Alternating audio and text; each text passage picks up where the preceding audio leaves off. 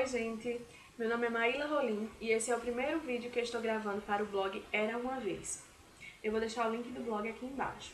A ideia do blog é colocar alguns comentários sobre os livros que eu li. Sei que tem muita gente que faz isso, leio muitas resenhas dos blogueiros que escrevem resenhas de livros, achei a ideia bem legal. E como eu gosto muito de ler, resolvi fazer também. É sempre bom você ter outras opiniões sobre o que você vai ler ou sobre o que você já leu e poder comentar, né? Então, o livro que eu vou mostrar aqui hoje tem resenha no blog, mas eu resolvi fazer o vídeo também, porque tem gente que prefere assistir os vídeos do que ler as resenhas. Então, por isso eu resolvi fazer o vídeo. E o livro é Estação das Chuvas, de José Eduardo Agualusa. Eu estava devendo ler esse livro desde outubro, quando eu ganhei da minha professora de literatura hispano-americana. E como eu estava com monografia, tinha que apresentar em dezembro, eu comecei a ler, mas tive que parar, deixei lá na estante. Terminei a monografia, apresentei e li outras coisas, até que lembrei do livro na estante e disse, não, eu tenho que ler Estação das Chuvas. E eu gostei muito. O escritor, José Eduardo Agualusa, aqui é a foto dele, então, ele é angolano e eu não tinha lido nada dele, não conhecia até então. Acho que também nunca tinha lido nada de um escritor angolano e gostei muito. O livro trata-se de um relato de um jornalista que sai em busca do paradeiro da escritora, da poeta e historiadora Lídia do Carmo Ferreira, angolana também. E ela desaparece misteriosamente no recomeço da Guerra Civil de Angola em 1992. Um tempo antes eles tinham passado uma temporada presos, eram presos políticos, né? Assim. E eles se correspondiam na prisão. Ele conhecia o trabalho dela como poeta e por saber que ela estava na mesma prisão que ele, começou a se corresponder com ela. E lá eles fizeram amizade dessa forma na prisão. Quando eles saíram, continuaram a amizade e quando ela desapareceu, ele foi atrás dela, né? Foi à procura do que tinha acontecido com ela. E é bem interessante esse livro, porque conta a história desde a independência de Angola até todas as guerras civis que teve, até o desaparecimento de Lídia, em 1992. E o livro começa à meia-noite de 11 de novembro de 1975, no dia da independência de Angola. Gente, em 1975 Angola ainda não era independente. E eu achei bem legal a ideia no começo do livro, porque assim, enquanto o povo comemorava a independência de Angola, Lídia acordava na cama dela, assustada com um sonho. Ela sonhava com o mar. Ela se assustou com o sonho porque lembrou do que a avó dela, Nigafina, falava, que sonhar com o mar era sonhar com a morte. Acho bem interessante também que coloca essas crendices popular. Eu acho bem interessante essa parte do livro. E outra coisa que a avó dela também dizia era que a vida ia comer Lídia. Porque quando ela nasceu, um louva-a-Deus sentou no peito dela e a avó dela falou, a vida vai te comer. Imagina você crescer com essa frase na sua cabeça, a vida vai te comer. Bom, a escrita desse livro é bem legal. O narrador, o tempo todo, é como se ele estivesse falando com o leitor. E o legal também desse livro é que você não sabe até onde vai ficção, até onde vai realidade. Assim, você não sabe quando termina uma e quando começa a outra. Porque o narrador apresenta depoimentos, entrevistas, assim, e fatos que aconteceram realmente na história de Angola, só que ele romancia tudo. Assim, tem muita coisa, eu acho bem interessante o jeito que ele escreve, porque assim, tem muita coisa que ele tem que completar as lacunas que ficou, né? Que ele não conseguiu encontrar, ele tem que completar as lacunas. Então ele fala assim, até aqui imagino eu, porque eu não estava lá, até aqui suponho eu, estou supondo de novo, é bem legal. E também a escrita me lembrou um pouco dos livros de realismo maravilhoso, assim, porque tem muitas histórias assim que deixam você, não, mentira, isso aqui não tá aqui. E lembrou também as histórias que a minha avó e minha bisavó contavam pra mim, aquelas histórias de Trancoso, né, de terror. Eu até marquei uma aqui que eu achei interessante pra ler pra vocês. Que ele tá contando a história de Lídia quando Lídia era pequena ainda, quando Lídia era menina. E ela sai com a avó dela pra visitar um amigo. Chegando nessa casa, colocam ela pra dormir sozinha. Imagina uma criança dormindo sozinha numa casa que ela não conhece, o tanto de história que passa na cabeça dela. Então, vou ler o trecho aqui. Uma, especialmente, a trazia em sobressalto. A das feiticeiras, cujas línguas se soltavam dos corpos. Iam de rastros pela noite, entravam nas casas e atacavam as crianças adormecidas, estrangulando-as.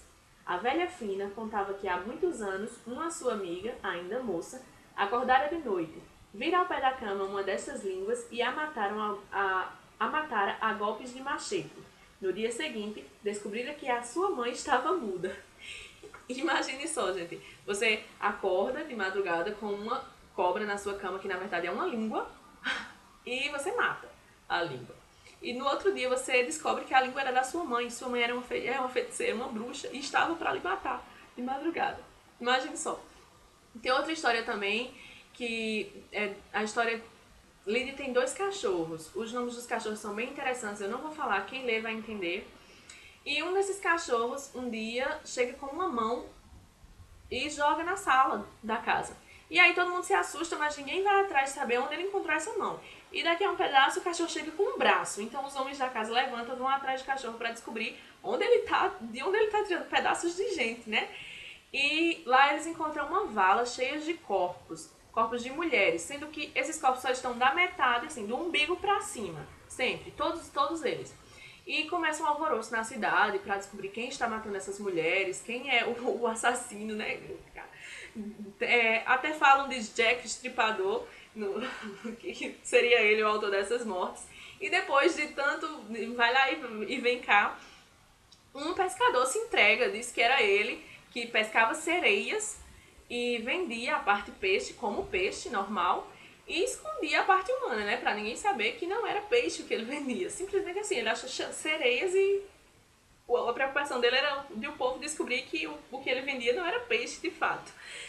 E Lydia conta essa história para o jornalista na prisão e ele não acredita. Enquanto ele está procurando por Lydia, pelo paradeiro de Lydia, ele encontra vários jornais que falam sobre esse fato e encontra o próprio pescador que fazia isso, ou seja, a história era real. Por isso que me lembrou muito os livros de realismo maravilhoso. Bom, a escrita do livro, como eu já falei, é muito fácil, é muito gostosa de se ler. É sempre como se fosse uma conversa, assim, tem várias histórias engraçadas. Mas uma coisa, como o livro fala muito de política, que vai desde 1975, né, a independência de Angola, até 1992, com todas as guerras civis que houve no meio. Então, ele apresenta muitas siglas de partidos, de organizações, e partido é contra partido, organizações dentro de partido.